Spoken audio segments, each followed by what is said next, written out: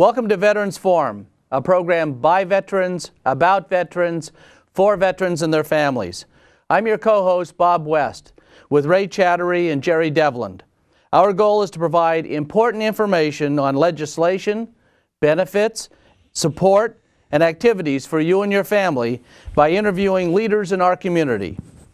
Jerry, who do we have with us today? We're really deeply honored tonight. We have Fred Shinbur, who is the chairman of the Maryland Veterans Commission, which is a gubernatorially appointed group of veterans.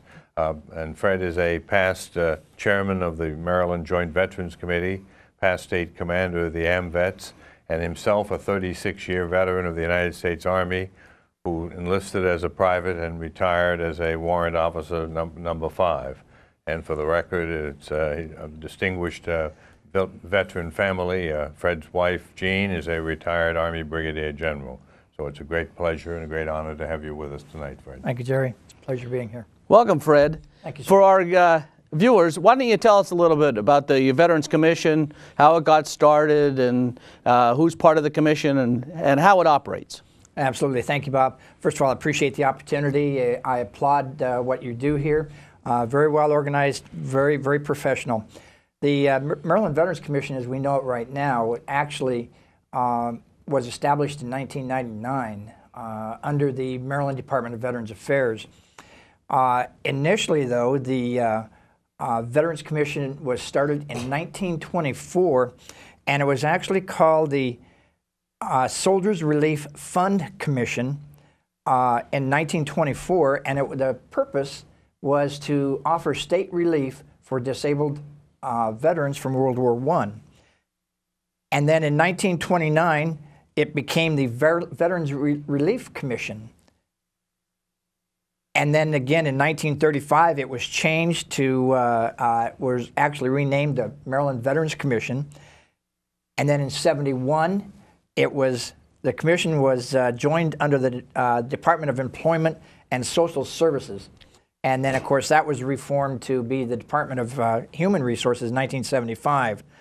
And then in '77, the commission was made an independent agency again. And then in '99, it was brought under the umbrella of the Maryland Department of Veterans Affairs, along with the Veterans Home Commission and the War Memorial Commission, which includes the cemetery program as well, the state cemetery program. That's basically the origin of the organization. It used to be headquartered in Baltimore, and in '99 it moved it for more direct access to the governor and as a cabinet position to Annapolis, and that's where they currently work out of, is Annapolis right now. The commission itself, by legislation, consists of 28 members. There's a representative from each of the 8 congressional districts. There's a member at large. There's a representative from the Women's Veterans Organization. And then there are representative of each of the major, let me retract that, each of the veteran service organizations that are formed in Maryland. AMVETS, Marine Corps League, Military Order of Purple Heart, American Legion, VFW, etc. And those positions, all the positions I should say, are appointed by the governor. The congressional districts representatives are nominated by, well, a congressional district representative, a political representative. The other representatives are appointed by their parent organization and through the secretary, and then approved and appointed by the governor. And the governor selects a chair out of the appointed commissioners. And you're the current chairman? I am the current chairman, appointed by Governor O'Malley in 2008. Mm-hmm. And what is the role or the goal of the commission itself? Is it an advisory body, or what do they do? Thank you, Bob. That's it exactly. We are the eyes and ears for the secretary and the governor pertaining to veterans issues. It's our function to represent our various organizations and to bring any pressing issues that's important to our veterans of Maryland to an organized forum to present to the governor, or through the secretary, to the governor for review and implementation or legislation or whatever it may be. But yes, we are the eyes and ears and advisory position. How often do you meet? We meet quarterly. At this particular point, I understand at one time they used to meet more frequently, but it is quarterly at this particular time. And is the public invited to come to the meetings? Absolutely. It's published by Maryland legislation. We have to announce it 30 days out. Maryland Register. It's in, appears Yeah, thank you. Yeah, Maryland Register. It has to appear in there, and yes, it is open to the public. And what are the issues now in front of the commission that you believe is going to be moving forward up through to the governor? Well, actually, there are several that have been discussed. We're not sure at this particular point. Senator Peters, Senator Peters, on one of your previous shows, certainly outlined the legislative process, and Judge Devlin here certainly knows how it works. We submit ideas from the commission, and then they're presented through the secretary to the governor's legislation office, and then we wait and see what goes from there.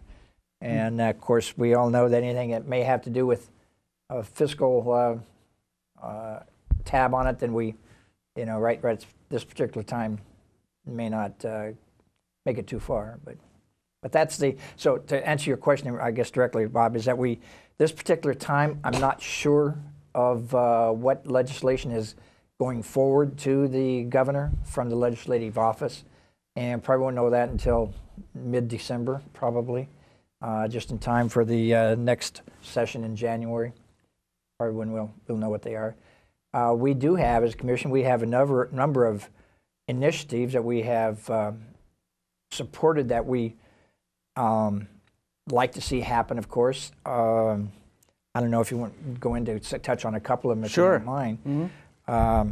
Obviously, anything to do with the welfare of our veterans, we certainly support as a group, and back it 100%. Same with their veterans' families when it comes to education, health, mental health, and everything. We certainly support that. But there are other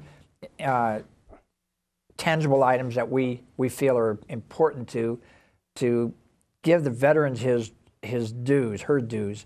One of them, for an example, how many times have you gone to somewhere and they've asked if you're a veteran?